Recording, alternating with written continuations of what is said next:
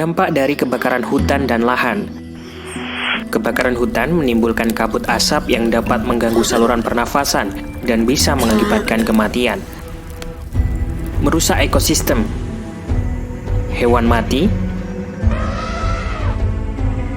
tumbuhan mati, dapat mengakibatkan erosi dan banjir pada saat musim hujan. Pemanasan global. Akibat dari kebakaran hutan yakni meningkatnya CO2 atau karbon yang bisa mengikis lapisan ozon.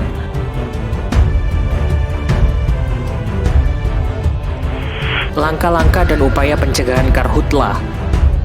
Membuat penampungan air di titik rawan kebakaran hutan. Hindari membakar sampah atau rumput di lahan yang mudah terbakar, terutama saat angin kencang. Tidak membuat api unggun di area yang rawan terjadi kebakaran.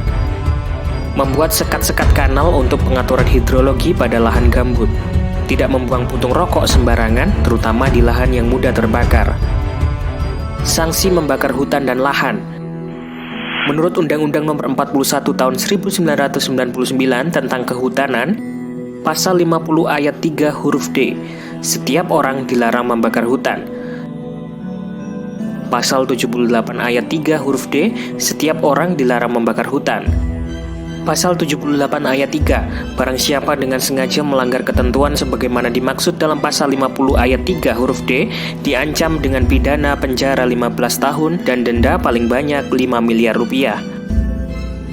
Pasal 78 ayat 4, barang siapa karena kelalaiannya melanggar ketentuan sebagaimana dimaksud dalam pasal 50 ayat 3 huruf D, diancam dengan pidana penjara paling lama 5 tahun dan denda paling banyak 1 miliar 500 juta rupiah.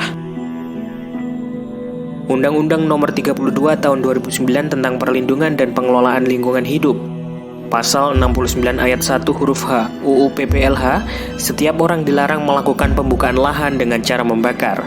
Pasal 108 UU PPLH, setiap orang melakukan pembakaran lahan sebagaimana dimaksud dalam pasal 69 ayat 1 huruf H dipidana dengan penjara paling singkat 3 tahun dan paling lama 10 tahun dan denda paling sedikit 3 miliar dan paling banyak 10 miliar rupiah.